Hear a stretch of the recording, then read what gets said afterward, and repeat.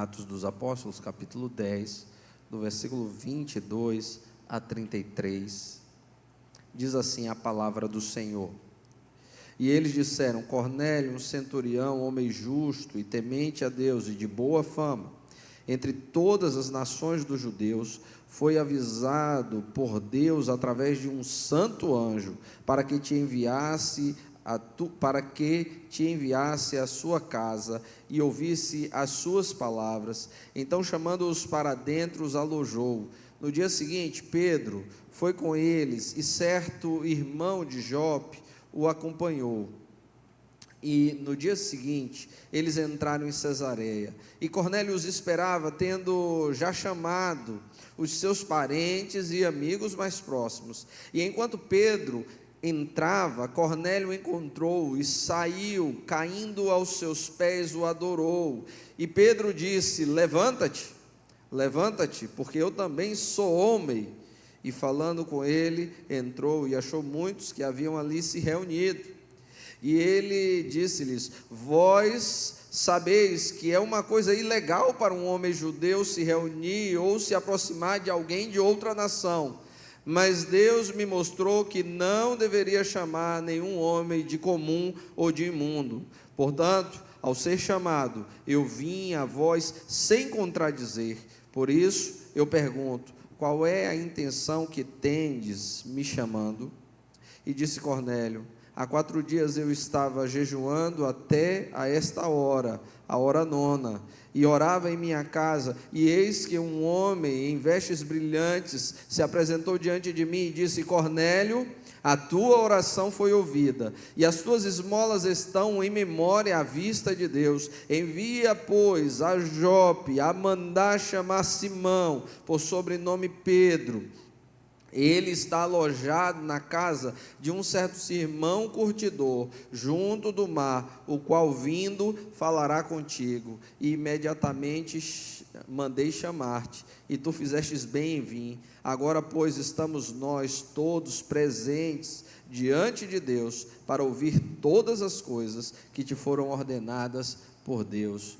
Oremos mais uma vez. Senhor, aplica a tua palavra, Pai, aos nossos corações. Em nome de Jesus, amém. Pode sentar, meu irmão e minha irmã.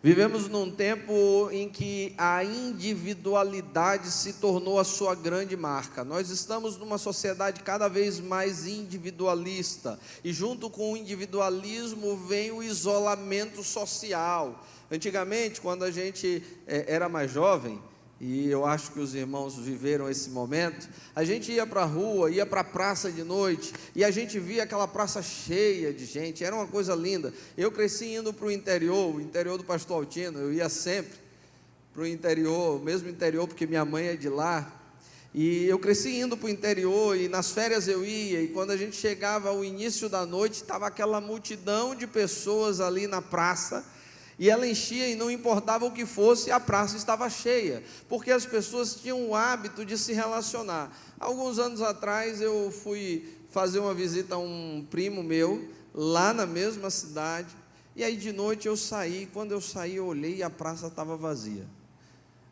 Eu lembro que quando eu era adolescente, a praça ficava cheia até quando chovia, e era uma noite tranquila, e não tinha ninguém. E aí os irmãos vão entender que isso já tem algum tempo. Quando eu voltei, eu falei com meu primo: o que aconteceu que a praça está vazia? E ele disse bem assim: é porque agora as pessoas ficam conversando pelo Facebook. Hoje é o Instagram, né?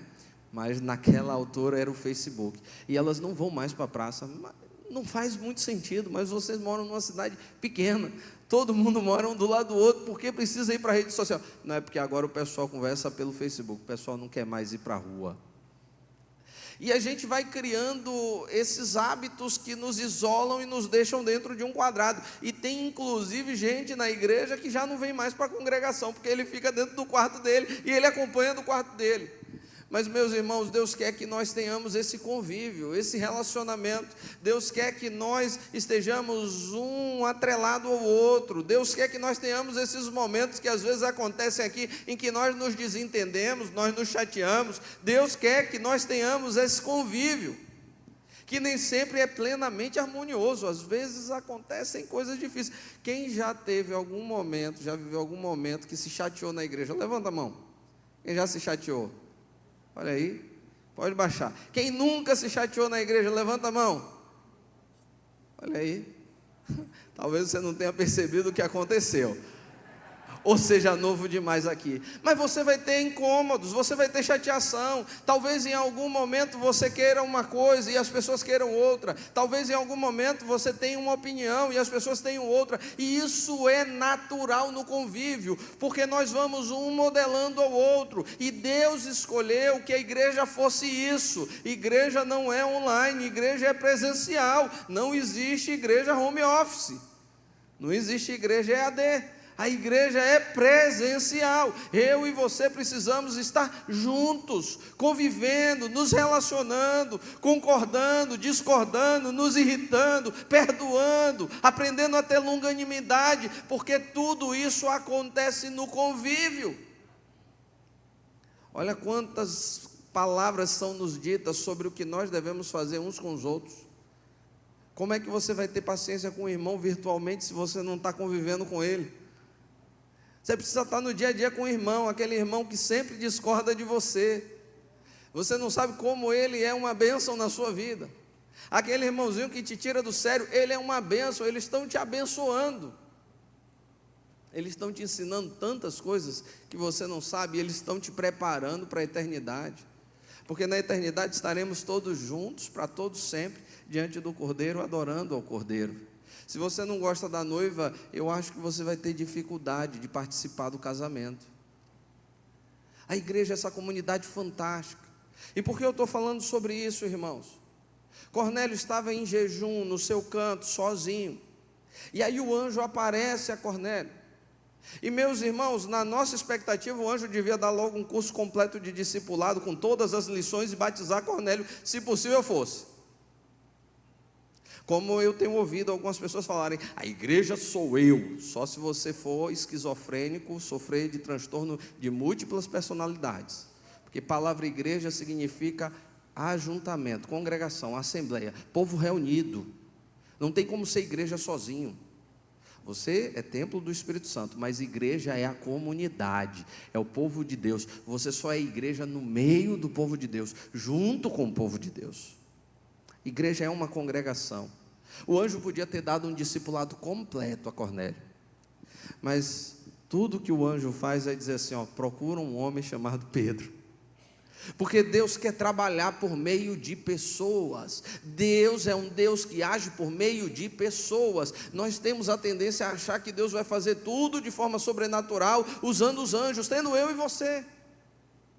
Deus quer usar a nossa vida para que nós sejamos a fonte de bênção. Por isso a palavra de Deus nos adverte. Tiago vai nos advertir. O irmão chega lá passando necessidade para mim, eu oro e digo, o Senhor te abençoe e te dê alimento. Não, nós temos que ajudar uns aos outros. Isso é o que a palavra ensina. Nós temos que colaborar uns com os outros. Nós temos que estar no convívio. Por isso, o Senhor escolheu esse momento para que Cornélio tivesse experiência com outras pessoas, e não apenas com o sobrenatural, mas com homens de Deus. E olha como é extraordinário esse momento, porque a gente pensa às vezes que é apenas de um lado que as coisas acontecem, mas elas acontecem dos dois lados.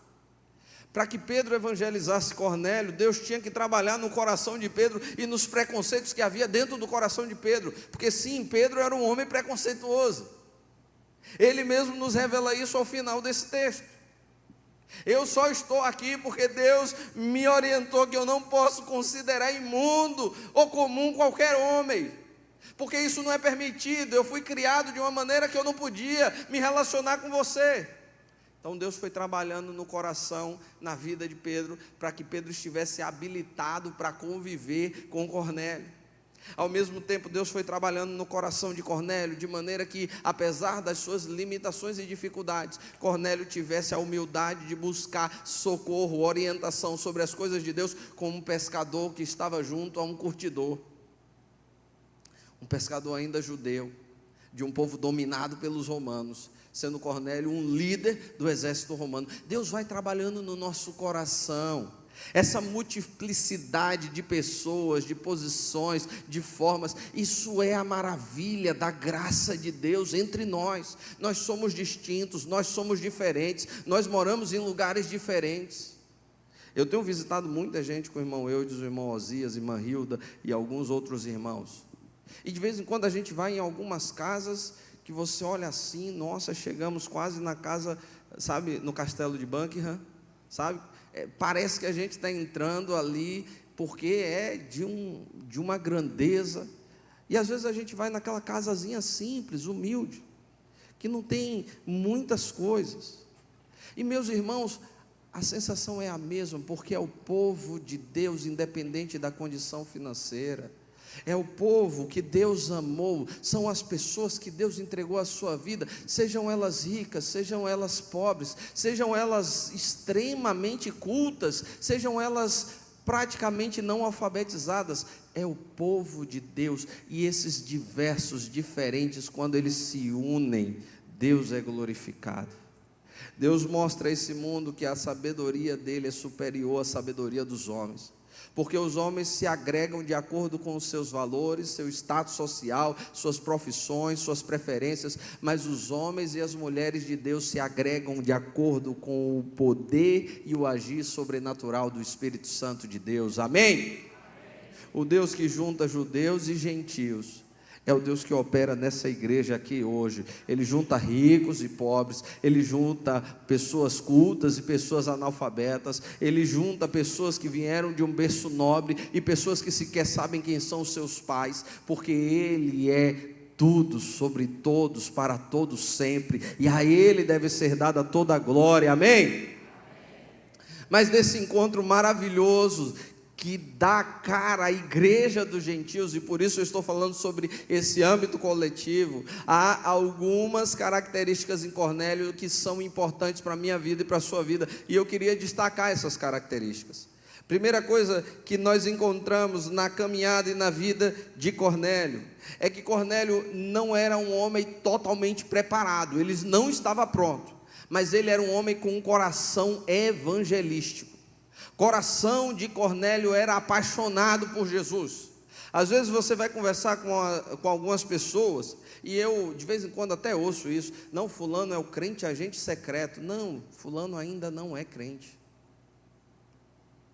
Quando você ouvir falar de um crente agente secreto, eu preciso te dizer, você não está ouvindo falar de um crente, você está ouvindo falar de um frequentador da igreja.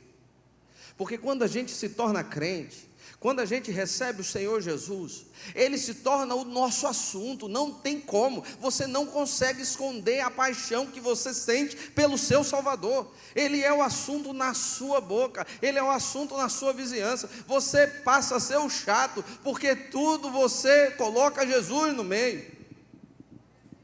Às vezes você bota Jesus em lugares que as pessoas olham: eu não queria que Jesus estivesse nessa história, mas você bota Jesus em tudo, você bota Jesus, porque Jesus vai tocando o seu coração, vai transformando. Assim era Cornélio. Ele ainda não era um homem perfeito, mas Jesus era o assunto dele. Ele ainda não era um homem perfeito, mas a palavra de Deus era o assunto dele. Então Cornélio agora chama toda a sua família. Ele ainda nem conhece Jesus, mas ele já sabe que algo grandioso da parte de Deus vai acontecer, e ele era um homem bom, e ele queria compartilhar aquilo de bom que ia acontecer com ele. Então, quando nós vamos lá ao versículo 24, nós vamos ver isso. Cornélio esperava, tendo já chamado seus parentes e os seus amigos próximos. Ele ainda não era um homem perfeito, ele ainda não conhecia a palavra de Deus direito, mas o que ele tinha já era suficiente para ele trazer o povo: venham, venham ver. Cornélio me lembra muito a história de Filipe, não o de cá, de lá do Evangelho de Lucas. Filipe chega para falar com Natanael, também conhecido como Bartolomeu, e aí ele vai falar com aquele homem, e ele diz bem assim: olha, encontramos o Messias, Jesus de Nazaré. Aí o Natanael chega e faz bem assim: pode vir alguma coisa que preste dali, daquela terra? Meus irmãos, Filipe não tinha muito argumento, então o que é que ele faz? Venha e veja. A gente precisa mais de crente Filipe, venha e veja. Eu tenho certeza, não tinha tido ainda um curso de discipulado.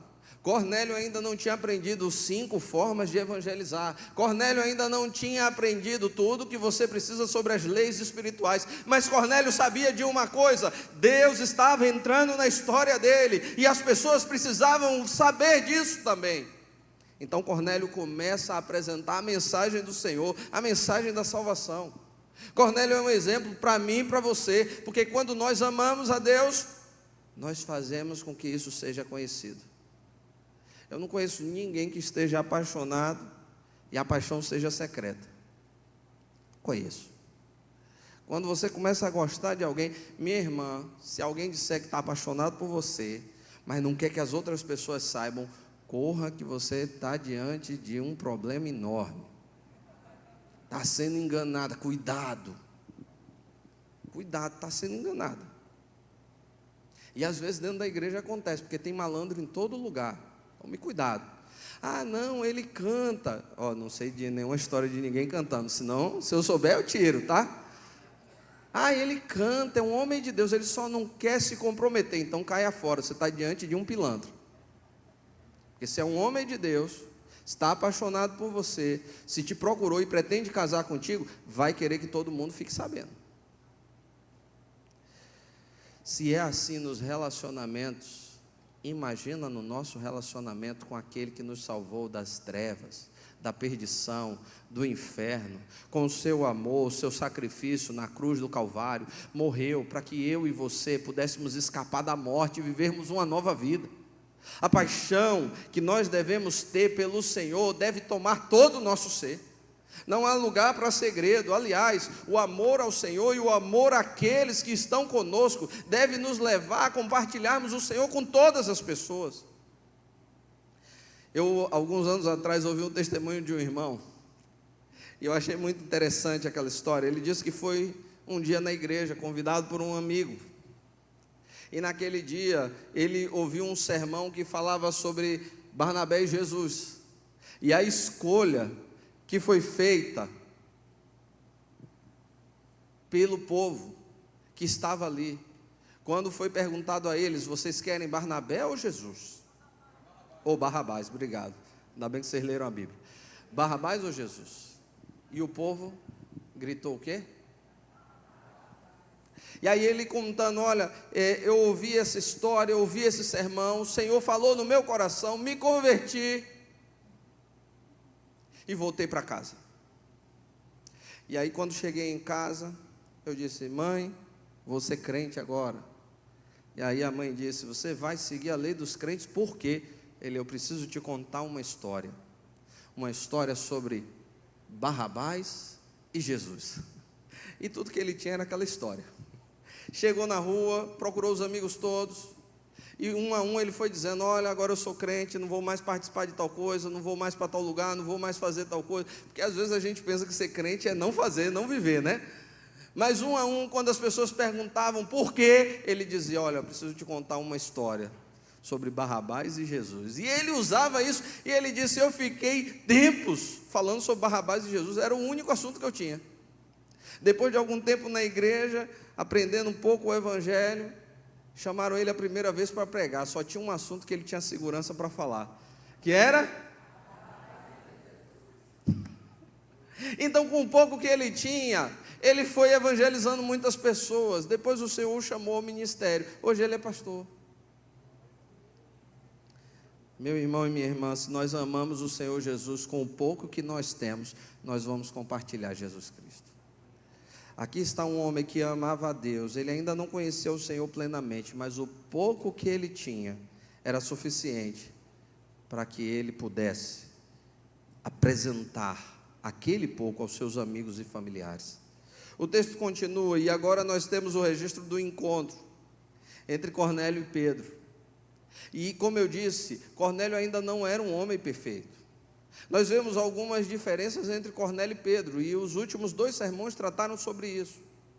Cornélio era um homem crédulo, era um homem que acreditava, mas sem doutrina, sem maturidade, como muita gente.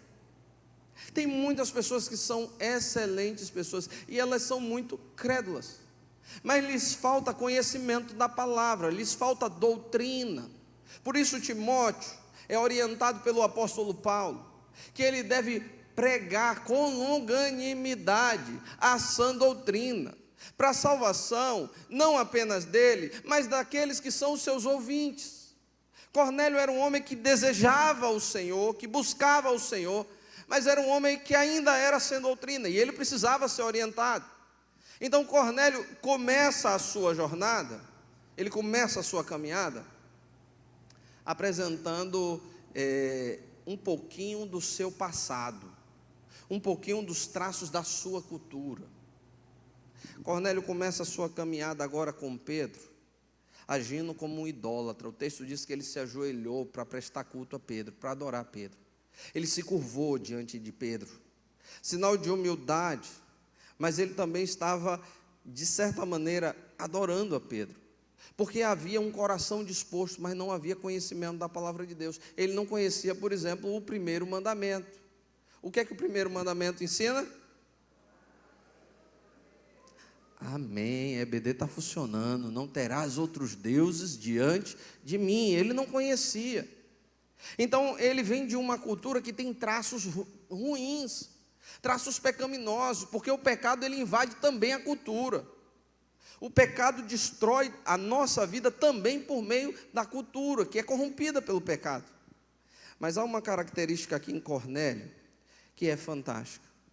Cornélio se curva diante de Pedro, e Pedro de imediato lhe repreende. E a gente conhece o coração do crente pela resposta à repreensão bíblica. Quando você está diante de uma pessoa que você a repreende biblicamente, e ela faz bico, vai embora e não volta mais, você não está diante de um crente. Você está diante de alguém que era um frequentador de igreja. Porque o povo de Deus tem uma regra de fé e prática. E essa regra é a palavra, com mais força e convicção. E essa regra é a palavra? Palavra de Deus. Se a palavra de Deus nos orienta de alguma maneira, nós devemos seguir. Nós devemos acatar a repreensão. O sábio recebe a repreensão e ele acata. É o tolo que rejeita a repreensão, e o crente é sábio. Cornélio se curva diante de Pedro, e o texto diz que Pedro manda ele se levantar imediatamente, e Pedro diz: foi para isso que eu vim, para te livrar desse tipo de coisa. Tem muita gente que é crédula, mas infelizmente não conhece a palavra de Deus, e aí se ajoelha diante daqueles que não podem ajudá-los. Às vezes a pessoa é tão crédula, e ela é uma boa pessoa e tem um bom coração, e ela foi ensinada na sua cultura e na sua religião, que ela deve se ajoelhar, acender a vela, fazer aquela novena.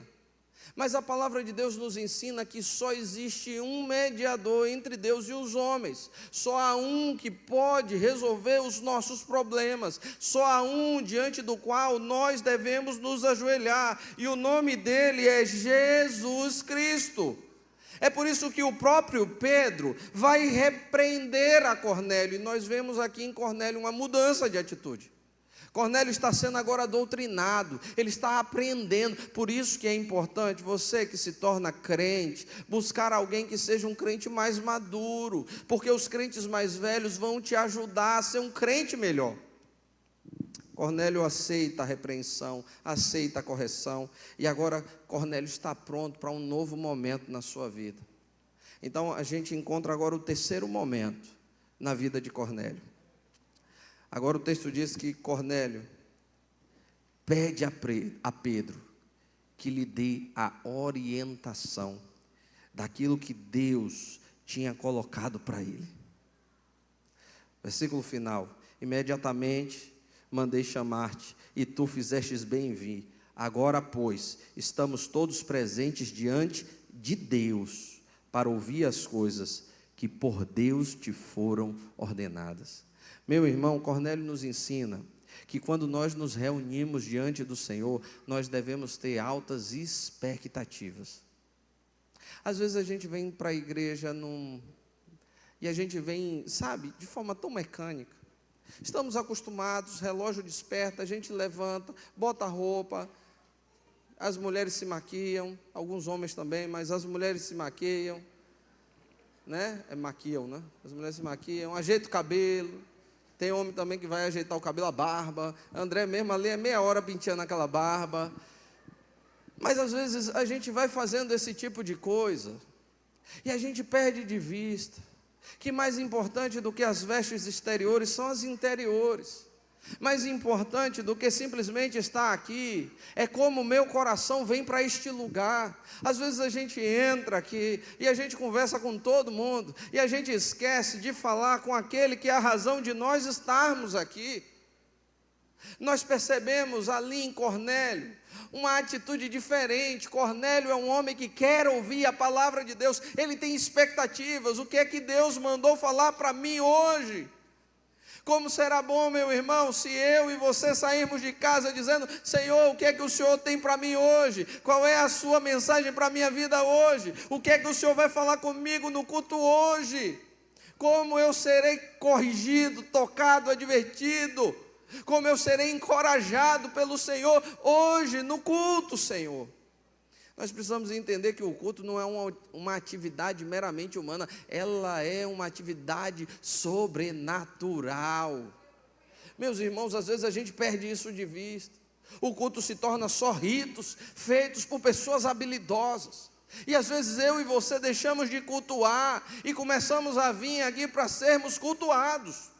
Quer ver como é que você vem ser cultuado ao invés de vir cultuar? Quando você vem para verificar se a música te agrada, se ela é bem executada, avaliar se a pregação é de acordo com aquilo que você tem expectativas. Tal pregador não gosto não, ele não fala bem o suficiente para mim. Quem disse que o pregador está falando para você? Ele fala da parte de Deus, em nome de Deus. Ele está ali adorando a Deus enquanto fala contigo. E você deveria estar adorando a Deus enquanto ouve Deus falar por meios sobrenaturais.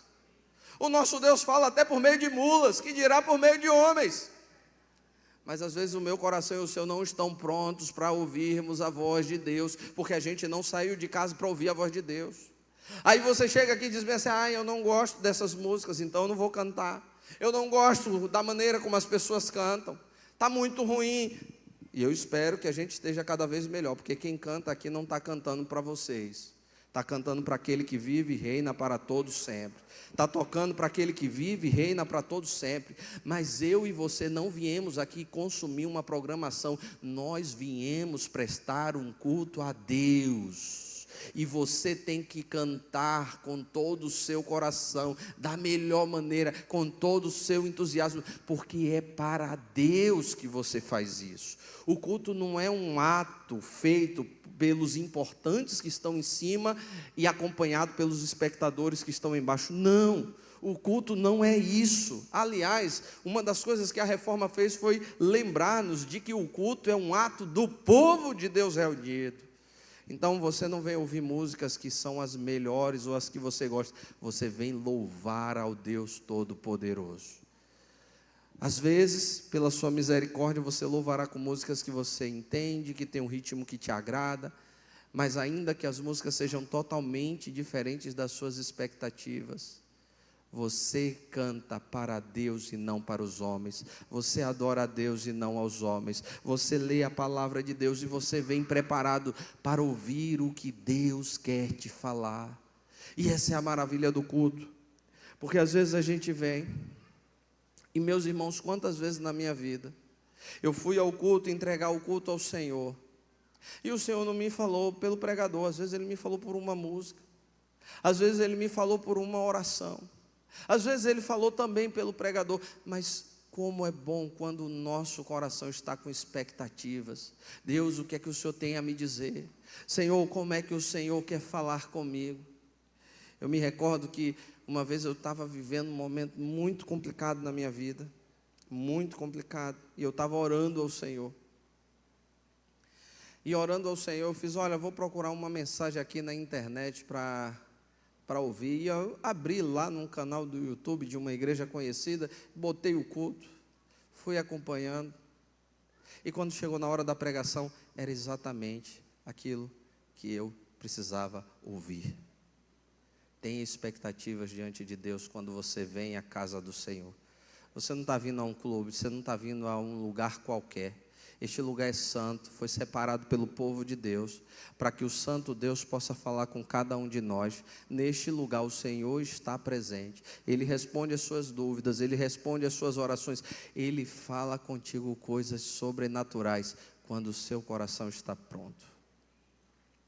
Meus irmãos, quantas vezes eu prego um sermão, e aí alguém me procura depois e diz bem assim: nossa, Deus usou a sua vida, porque quando você falou sobre tal e tal coisa, eu fico aqui pensando, eu não falei disso, eu não tratei disso, eu não sei onde essa pessoa ouviu, mas não saiu da minha boca o que ela está dizendo que ela ouviu, porque Deus fala por meio do seu Espírito ao seu povo, de forma natural, mas muitas vezes de maneira sobrenatural. Então não venha para aqui de qualquer maneira, venha com o coração pronto, venha cheio de expectativas, porque Deus fala quando o seu povo está reunido. Que o Senhor possa aplicar a sua palavra aos nossos corações, que sejamos como Cornélio, crentes que compartilham do bom e do maravilhoso Evangelho, que sejamos como Cornélios, crentes que quando são repreendidos, acatam a repreensão no Senhor, que sejamos como Cornélios, pessoas que esperam com muita vontade ouvir a voz e a palavra do Senhor.